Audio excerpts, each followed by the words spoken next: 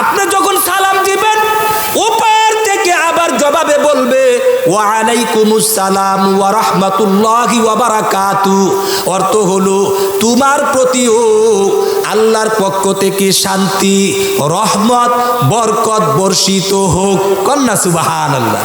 হাদিস শরীফে বলা হয়েছে তুমি যখন আরেক ভাইয়ের জন্য দোয়া করবে, অপর ভাই যখন নিজের জন্য না করে তোমার জন্য দোয়া করবে, আল্লাহর নবী বলেন একজন আরেকজনের জন্য দোয়া করলে এই দোয়া সুনিশ্চিত আল্লাহর দরবারে কবুল হয়ে যায়।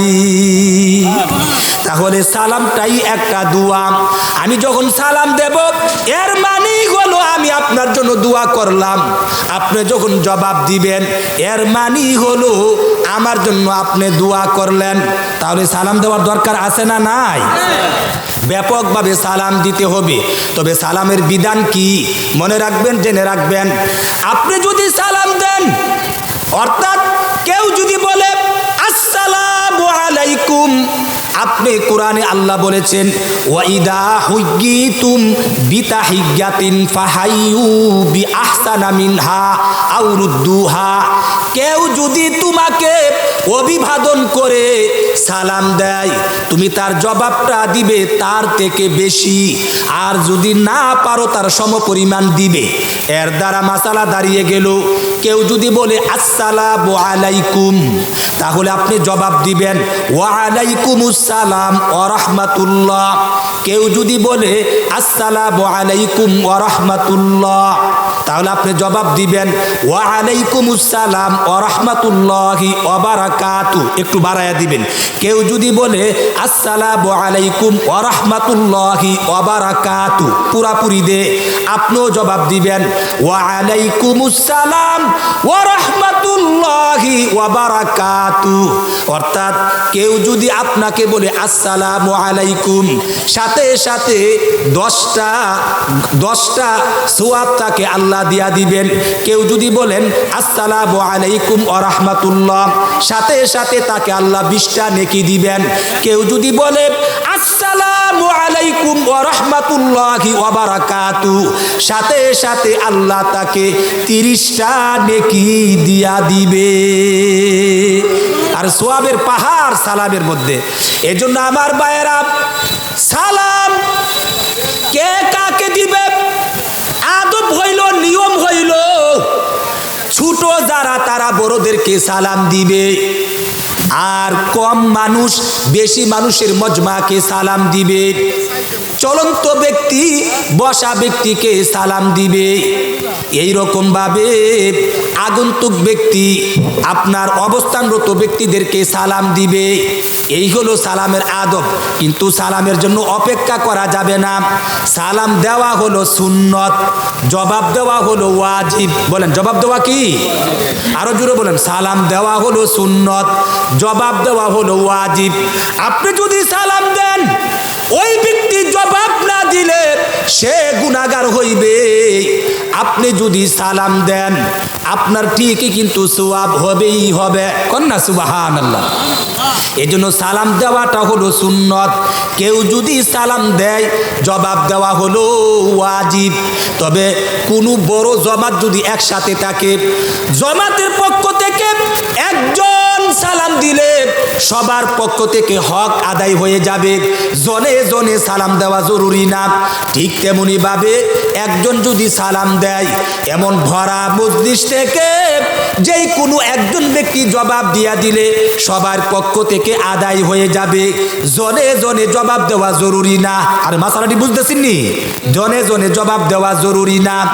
এজন্য আমার ভাইয়েরা, সালাম আগে আগে সালাম দিব, বেশি বেশি সালাম দেব, জুড়ে জুড়ে সালাম দেব, শুদ্ধভাবে সালাম দেব। বলেন শুদ্ধভাবে সালাম আমরা কিভাবে দেব? আগে আগে সালাম দেব। আসসালাম কাবুলাল কালাম, আগে আগে সালাম দেব। দেখার সাথে সাথে পরিচিত হোক অপরিচিত হোক, আমি তাকে দেখার সাথে সাথে সালাম দেব। 2 নম্বর হলো বেশি বেশি সালাম দেব। বেশির পরিমাণটা কি?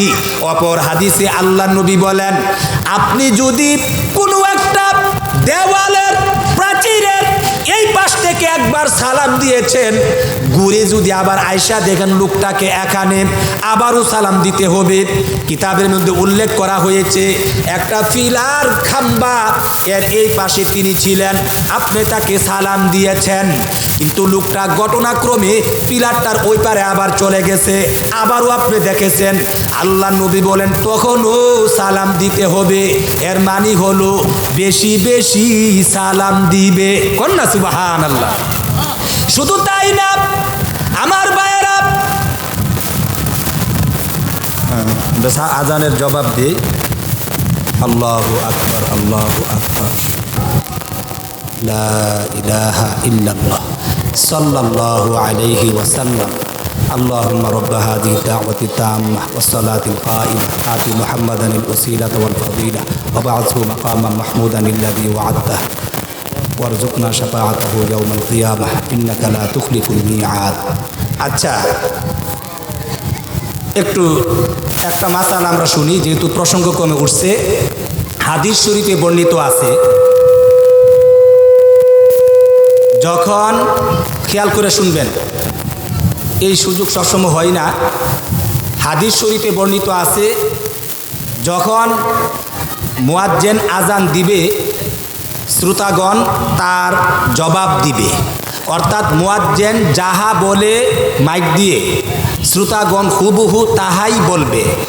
বেশ কম হলো শুধুমাত্র মুয়াজ্জিন যখন বলবে হাইয়া আলাস সালাহ আর হাইয়া আলাল ফালা, এই 2 বাক্য বলার সময় বলবেন লা হাওলা ওয়ালা কুওয়াতা ইল্লা বিল্লাহ।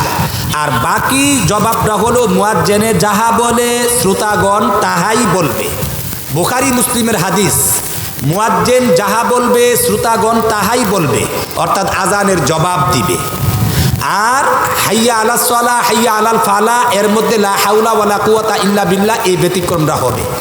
এইভাবে জবাব দেওয়ার পরে যদি দরুদ শরীফ পড়ে, এরপরে দোয়ায়ে উসিলা আজানের দোয়াটা যদি পড়ে, নবীজি বলেছেন হাল্লাত লাহু শাফাআতি, এমন উম্মতের জন্য আমি নবীর সুপারিশ করা ওয়াজিব হইয়া যাইবে। কোন সুবহানাল্লাহ। এই আমলটা সবসময় রাখবেন, মুয়াজ্জিনে যাহা বলে আমরা শ্রোতারা জবাব তাহাই দেব। 2, আজানটা দেওয়ার পরে আমরা দুরূদ শরীফ পড়ব। এই বেদাতীদের সাথে আমাদের দ্বন্দ্ব এখানে। বেদাতীরা কি করে, আজানের শুরুতেই আসসালাতু ওয়াসসালামু আলাইকা ইয়া রাসূলুল্লাহ এই দুরূদ পড়া শুরু করে। ইসলাম বলে আজানের শুরুতে না, দুরূদ হবে আজানের শেষে, ওরা পরে ফেলে আজানের আগে। এই সমস্যাটা। আজানের পরে দুরূদ পড়ার পরে দোয়া করা, আজানের যে দোয়া এই দোয়াটা পড়া। এখানে আরেকটা সমস্যা, আজানের দোয়া হাত তুলে করা বেদাত। আজানের দোয়া হাত তুলে করা যাবে না। মনে রাখবেন, জেনে রাখবেন, যেই দোয়া আপনার শব্দ শরীয়তের পক্ষ থেকে নির্ধারিত, যেই দোয়ার সময়সূচি শরীয়তের পক্ষ থেকে নির্ধারিত, যেই দোয়া আপনার কুরআন হাদিস দ্বারা কি আল্লাহ নবীর পক্ষ থেকে কি আদেশকৃত, এমন দোয়ার মধ্যে হাত তোলা যায় না। আর যেই দোয়াটা আপনার ব্যক্তিগত, আপনার কাছে চাওয়া পাওয়া কোনো কিছু আরাধনা আর্চনা এমন দোয়ার মধ্যে হাত তোলা, এটা হলো সুন্নত। যেমন মনে করেন খাবারের আগে দোয়া পড়া, বিসমিল্লাহি ওয়া আলা বারাকাতিল্লাহ, এই দোয়াটা পড়তে হবে খাবারের আগে, সময়টাও শরীয়তের পক্ষ থেকে বলে দেওয়া। 2, আজানের আগে যে বিসমিল্লাহি ওয়া আলা বারাকাতিল্লাহ এই শব্দটি দিয়া দোয়া করুন লাগবো, এই শব্দটিও শরীয়তের পক্ষ থেকে বলে দেওয়া। 3, এইভাবে দোয়া পড়ার জন্য শরীয়তের পক্ষ থেকে হুকুম দেওয়া হয়েছে।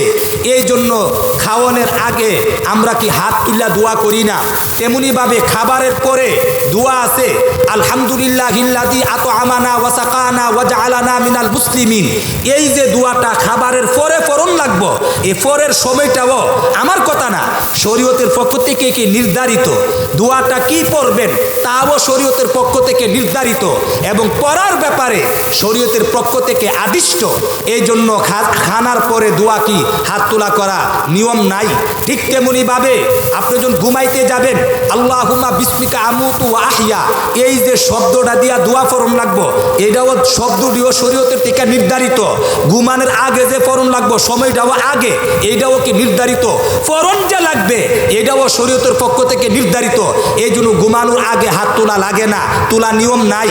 তেমনিভাবে বাথরুমও যাওয়ার আগে দোয়া ফরম লাগবে, এটা ফরম যে লাগবে শরীয়তের পক্ষ থেকে আদিষ্ট। কোন দোয়াটা ফরম লাগবো শব্দটিও শরীয়তের পক্ষ থেকে বলা, এবং টাইমটা কখন আগে না পরে কোন দোয়া কোনখানে ফরম লাগবো তাও বলা। এমন জায়গার মধ্যে হাত তোলা নিষেধ।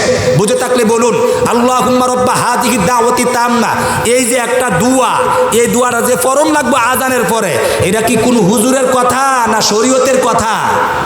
2 নাম্বার কথা হইল আজান শেষ করার পরে যে দোয়াটা ফরম লাগবো সময়টাও কি কোনো হুজুরের পক্ষ থেকে নির্ধারিত না শরীয়তের পক্ষ থেকে নির্ধারিত? হ্যাঁ। 3 নম্বর কথা হইল আজানের পরে যদি গিয়া কন হাত তুল্লা বা এইভাবে যে বিসমিল্লাহ ওয়ালা বারাকাতিল্লাহ বা বাথরুমে যাওয়ার দোয়া যদি পড়েন দোয়া হইব না। কোন শব্দ দিয়া দোয়া ফরম লাগবো তাও আল্লাহর শরীয়তের পক্ষ থেকে নির্ধারিত। অতএব যেই জায়গার মধ্যে শব্দমালা নির্ধারিত, সময়সূচি নির্ধারিত, শরীয়তের পক্ষ থেকে আদিষ্ট, এমন জায়গার মধ্যে হাত তোলা বেদাত। আর যেই দুয়ার মধ্যে কোনো শরীয়তের পক্ষ থেকে করণ নির্ধারিত নাই, শব্দমালা নির্ধারিত নাই, সময়সূচি নির্ধারিত নাই, আপনার ব্যক্তিগত প্রয়োজনে আল্লাহর কাছে চাওয়া পাওয়া হাত তুলেন, এমন বিষয়ে হাত তুলতে হবে। এই জন্য আজানের দোয়া যেহেতু এটার সময় অনির্ধারিত, শব্দ অনির্ধারিত, ফরনের ব্যাপারে শরীয়ত কর্তৃক আদিষ্ট, এই জন্য অন্য অন্য দোয়ার মধ্যে যেমন হাত তোলা যায় না, আজানের পরেও কি হাত তোলা যাবে না। সব জায়গায় যুক্তি ঠেললে হবে না যে দোয়া বৈধ, এটা কি হারাম জিনিস, দোয়ার মধ্যে হাত তুলতাম না তো তুলাম কিও। আরে বুঝতে হবে দোয়া সব দোয়া না, দোয়া অনেক দোয়া আছে, এই দোয়ার মধ্যে হাত তোলা কি যায় না। কথা ঠিক না বে ঠিক? মাসালাটা বললাম যেহেতু আজানের সময় হয়ে গেল।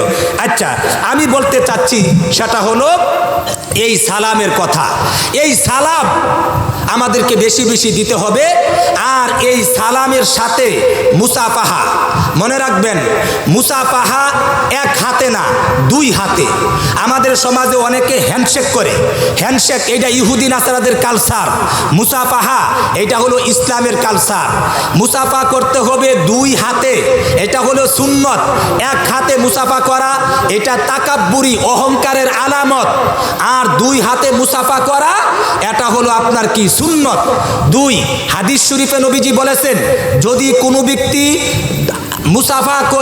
মুসাফা করার পরে যখন উভয় ব্যক্তির হাতকে আলাদা করবে, আলাদা করতে দেরি হবে, তাদের অতীতের হাতের দ্বারা যত গুনাহ হয়েছে সবগুলো মাফ হয়ে যাবে। কন্যা সুবহানাল্লাহ। এখন আপনি যদি এক হাতে মুসাফা করেন তো এক হাতের গুনাহ আনা জড়ব, বাকি হাতের গুনাহ কি জড়াইবার দরকার আছে না নাই? অতএব গুনাহ যদি জড়াইতে হয়, মাফ করতে হয়, নবীজির হাদিস 2 হাতে মুসাফা করা লাগবে। মনে রাখবেন, জেনে রাখবেন মুসাফার মধ্যে দোয়া আছে। আমরা মুসাফার মধ্যে দোয়া পড়ি না। দোয়াটা হলো ইয়াগফিরুল্লাহু লানা ওয়া লাকুম। অর্থ হলো আল্লাহ তোমাকে মাফ করুক। উনিও দোয়া করবে ইয়াগফিরুল্লাহু লানা ওয়া লাকুম, আল্লাহ তোমাকেও আমাকেও মাফ করুক। আমিও যখন এই দোয়াটা হাতে ধরে বলবো আল্লাহ তোমাকেও মাফ করুক, আমাকেও মাফ করুক। কিন্তু আমরা অনেকে মুসাফা করি তাও এক হাতে করি, 2 হাতে করি না। 2 হাতে করা সুন্নত, মনে রাখবেন। 2 নম্বর কথা হলো মুসাফা করি বটে কিন্তু অনেকে দোয়া পড়ি না। দোয়া পড়া সুন্নত। আর এর চেয়ে বড় দোয়া কি হতে পারে? হাতের মধ্যে ধরে যদি বলেন ইয়াগফিরুল্লাহু লানা ওয়া লাকুম, অর্থ কি? অর্থটা তো জানেন না আপনারা। অর্থ হইল আল্লাহ তোমাকে মাফ করুক, আমাকেও মাফ করুক। আমিও যখন আবার হাতে ধরে বলতেছি ইয়াগফিরুল্লাহু লানা ওয়া লাকুম, আমিও কেমন যেন বলতেছি আল্লাহ তোমাকেও মাফ করুক, আমাকেও মাফ করুক। কন্যা সুবহানাল্লাহ। তো একজন আরেকজনের এর চেয়ে বড় সুন্দর দোয়া আর কি হতে পারে? তাহলে আমার ভাইয়েরা এই দোয়া পড়া সুন্নত। অনেকে মুসাফা করে বালা দেখা যায় কি হাতের মধ্যে অনেক কিছু নিয়া মুসাফা করে, অর্থাৎ টাকা পয়সা হুজুরদেরকে বা বুজুর্গদেরকে কিছু দিয়া মুসাফা করে। মনে রাখবেন টাকা পয়সা হাদিয়া দিলে আলাদাভাবে দিবেন, মুসাফার নিয়তে দেওয়া বেদাত। কারণ খালি হাতে মুসাফা করা এটা হলো সুন্নত। হাতের সাথে কোনো কিছু নিয়া মুসাফা করা করা যাবে না, এটাও মনে রাখবেন। অনেকে ভিড়াভিড়ি গ্যাদারিংয়ের জন্য অনেকে কি করেন, মুসাফা করেন অপরকে কষ্ট দিয়ে। অনেক বড় আলেম আসলে মাহফিলে বা ইত্যাদিতে বা আমরা কোথাও গেলে অনেকে বরকত মনে করে অনেকে মুসাফা করতে আসে, কিন্তু না, মুসাফা করতে গেলে যদি অন্যের কষ্টের কারণ হয় সংশ্লিষ্ট ব্যক্তির, তখন মুসাফা করা যাবে না। এই বিষয়টাও খেয়াল রাখতে হবে। অনেক জায়গার মধ্যে দেখা যায় অনেকে কি করেন, মুসাফা করেন কিন্তু আগে সালাম দেয় না। অনেকে আসে এমনি মুসাফা করে কিন্তু আগে সালাম দেয় না। মনে রাখতে হবে মুসাফাটা সালামের অংশ। আগে সালাম দিবেন, এরপরে মুসাফা করবেন, এরপরে মুআনাকা করবেন। কিন্তু আমাদের সমাজে অনেকে সালাম দেয় না কিন্তু এমনি মুসাফা করে। শুধুমাত্র মুসাফা করা এটা কোনো ইসলামের বিধান নাই, এর দ্বারা কোনো লাভ নাই। কারণ মুসাফা সালামের অংশ। আগে সালাম দিয়ে পরবর্তীতে মুসাফা করবেন। 3 নম্বর কথা হলো আপনার কি করবেন, মুআনাকা করবেন। মুআনাকা কাকে বলে? আমি ভুলগুলো বলে যাচ্ছি। আমাদের সমাজে মুবাতানা করে, অর্থাৎ পেটের সাথে পেট লাগায়, মুসাদারা করে। এর মানে হলো কি, বুকের সাথে বুক লাগায়। কিন্তু কুরআন হাদিসের কথা হলো মুআনাকা, অর্থ হলো উনুকুন, গাড়ের সাথে গাড় লাগানো। প্রত্যেকের ডান হাত, প্রত্যেকের ডান গর্দান, ডান কাঁধ অপর ব্যক্তির কাঁধের সাথে মিলিয়ে দেওয়া, গলার সাথে গলা লাগানো। আর পাশে যদি বুক লাগবে অসুবিধা নাই, কিন্তু ফ্যাটের সাথে ফ্যাট লাগবে, বুকের সাথে বুক লাগবে, গলার নামে খবর নাই। এই জাতের মুআনাকার কোনো অর্থই নাই। কোরআনের বিধান হলো আপনি গলার সাথে গলা লাগাতে হবে। 2, আপনি যে গলা লাগাইলেন এইটা আমাদের সমাজে অনেকে 3 বার করে মুআনাকা, ডান দিকে বাম দিকে ডান দিকে 3 বার করে না। 1 বার করা সুন্নত, 3 বার করা খেলাফে সুন্নত। কোনো সময় 3 বার করবেন না। মনে রাখতে হবে সালাম কোনো ব্যক্তি এভাবে কইনি আসসালামু আলাইকুম, আসসালামু আলাইকুম, আসসালামু আলাইকুম, এরকম 3 বার করে কেউ সালাম দেয় না। মুসাফাও কোনো ব্যক্তি কি 3 বার করে, একবার মুসাফা করে সাইরা, আবার মুসাফা করে, আবার ছেড়ে, আবার মুসাফা করে, আবার ছেড়ে, আবার মুসাফা করে না। তো গলাগুলি 3 বার করতেন কোন কারণে? এইটাও তো এইটার অংশ। বই সালাম, মুসাফা, মুআনাকা তিনোটাই ইসলামের অভিবাদন। তিনোটা মিলেই কি ইসলামের নিদর্শন। আগে সালাম দিবেন, এরপরে মুসাফা করবেন, এরপরে মুআনাকা করবেন। সালাম যেমন একবার, মুসাফা যেমন একবার, মুআনাকাও একবার। 3 বার করেন কর্তৃকা, এই যে একটা রীতি শুরু হইল, এটা ইসলাম বিরোধী কাজ। মুআনাকা করণ একবার।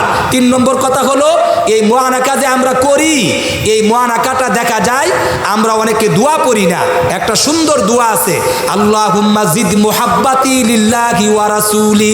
অর্থ হলো হে আল্লাহ, জিদ মুহাব্বাতি লিল্লাহি ওয়া রাসূলি, আল্লাহ এবং তার রাসূলের জন্য আমার ভালোবাসা এই বাইদার প্রতি বাড়াইয়া দেন।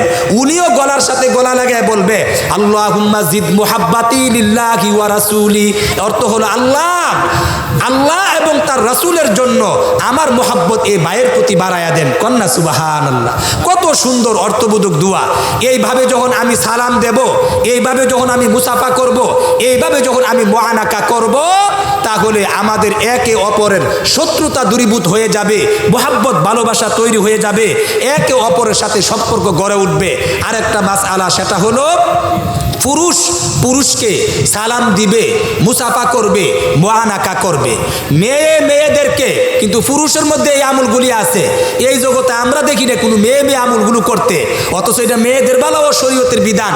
পুরুষ অপর পুরুষকে সালামও দিবে, মুসাফাও করবে, মুআনাকাও করবে। মেয়ে অপর মেয়েদেরকে সালামও দিবে, মুসাফাও করবে, মুআনাকাও করবে। এটা মেয়েদের বেলা বিধান। 2, আপনার নারী আর পুরুষ যদি হয় তাহলে 2 সুরত দেখতে হবে, এটা কি মাহরাম নাকি গায়রে মাহরাম। মাহরাম কাকে বলে? মাহরাম বলা হয় এমন পুরুষ যেই পুরুষের সাথে ওই মহিলাটার বিয়ে চিরতরে হারাম। এমন পুরুষদেরকে বলা হয়, নারী পুরুষের সম্পর্কটাকে বলা হয় মাহরাম। তার মানে হলো এগানা, মানে হলো আপন, মানে হলো কি কাছের। এরা একজন আরেকজনকে চিরতরে বিয়ে করতে পারে না। এরকম 14 জন পুরুষ আছে, তারা হলো কি আপনার মাহরাম। 5 জন হলো বাবা তুল্য, আপন বাবা, দুধ বাবা, আপন চাচা, আপন মামা, শ্বশুর আব্বা। এই 5 জন হলো বাবা তুল্য।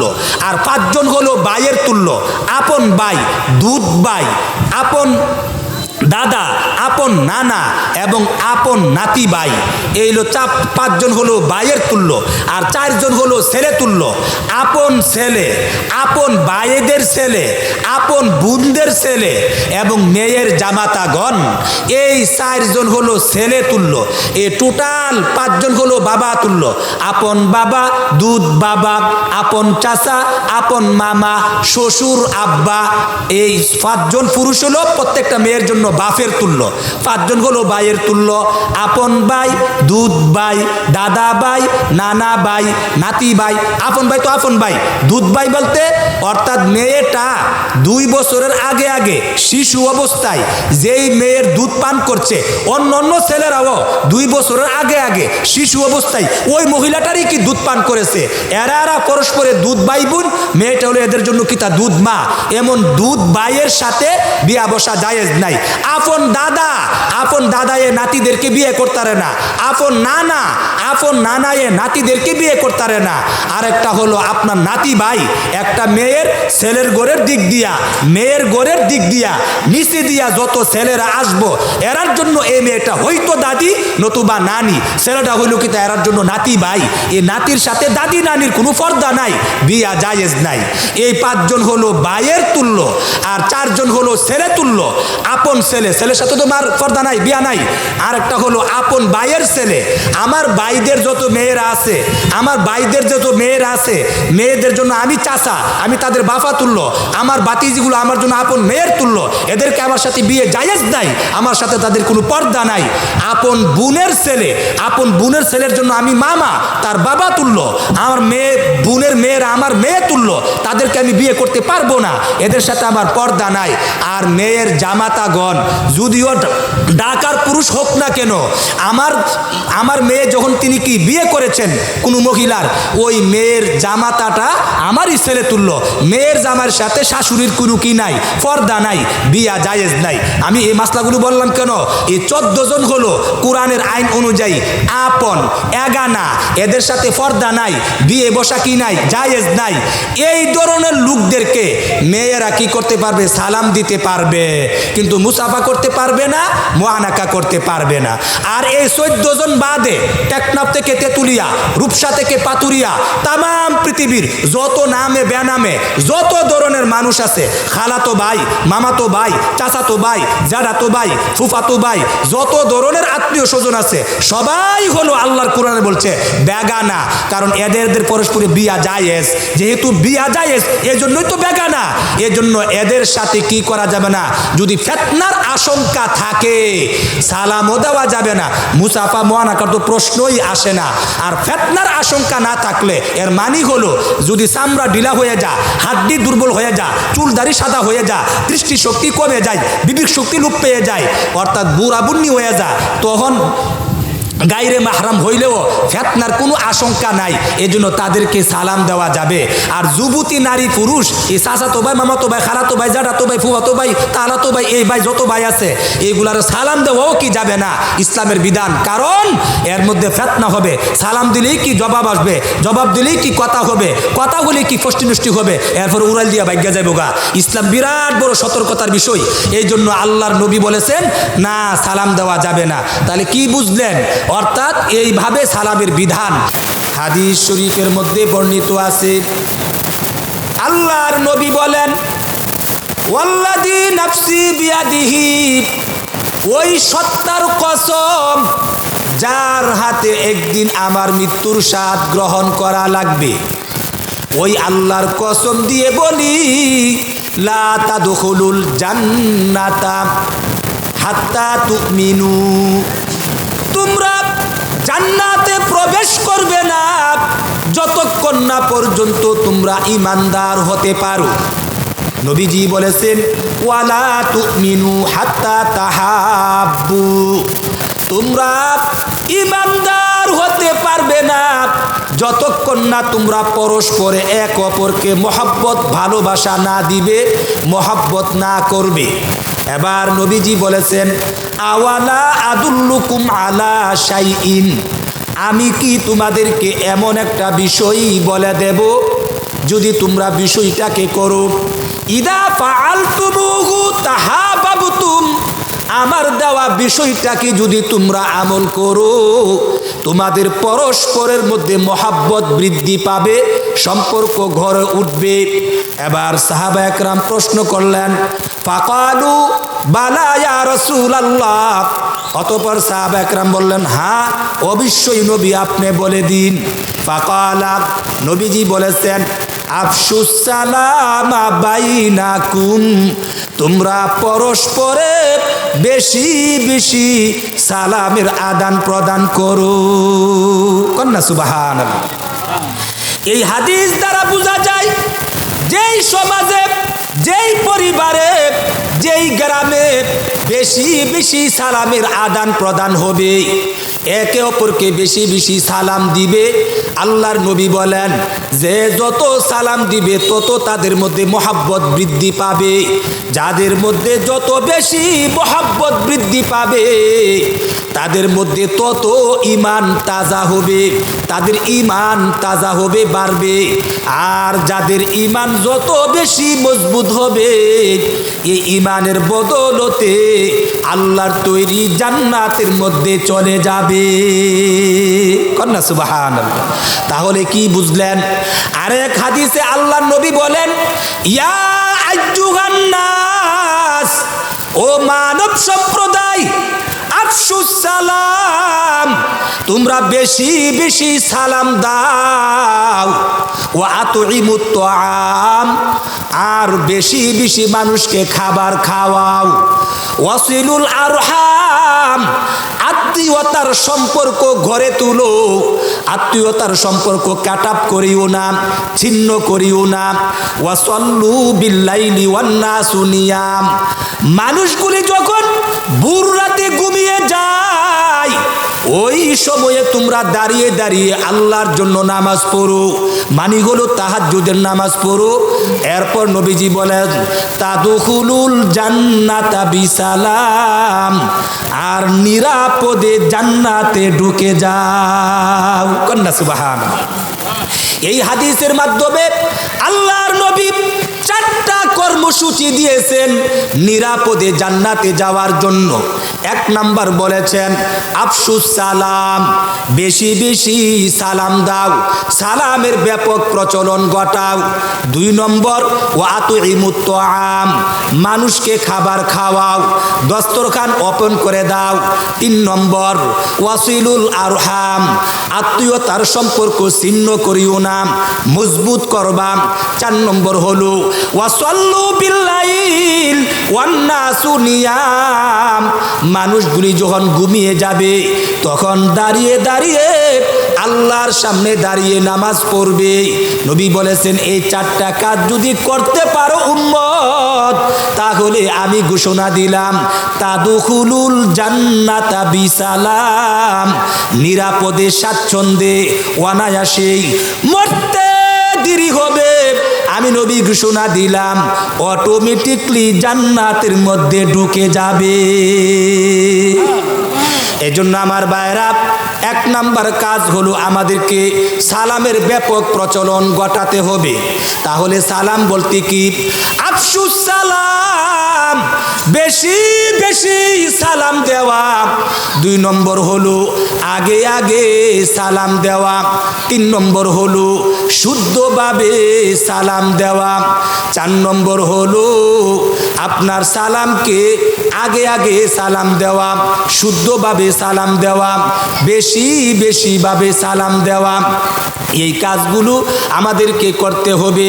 আমি যদি সালামের ব্যাপক প্রচলন ঘটাই, আল্লাহর নবী বলেন, আল্লাহ কুরআনের মধ্যে বলেন, তুমি যখন অন্যের ঘরের মধ্যে যাবে তবুও তুমি সালাম দিবে।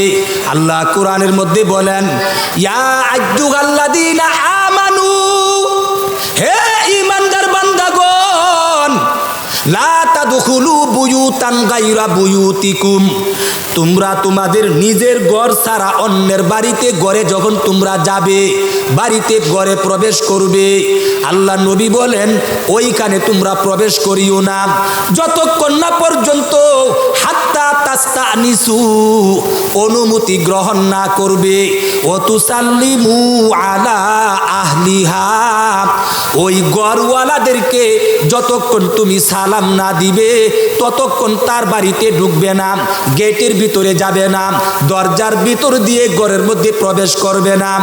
এই আয়াতের দ্বারা বোঝা গেল অন্যের বাড়িতে গেলেও আগে সালাম দেওয়ার জন্য আল্লাহ হুকুম দিয়েছেন। আরেক আয়াতে আল্লাহ বলেন ফাইদা দাখালতুম বুয়ুতান ফাসাল্লিমু আলা আনফুসিকুম তোমরা যখন তোমাদের নিজেদের ঘরেও প্রবেশ করবে তখনও কিন্তু তোমরা সালাম দিবে। এমন কি তোমরা যদি কোনো খালি ঘরে বিরান ভূমিতে যেই ঘরের মধ্যে মানুষ বসবাস করে না এমন ঘরেও যদি ঢুকো তবুও তোমরা সালাম দিবে। কন্যা সুবহানাল্লাহ।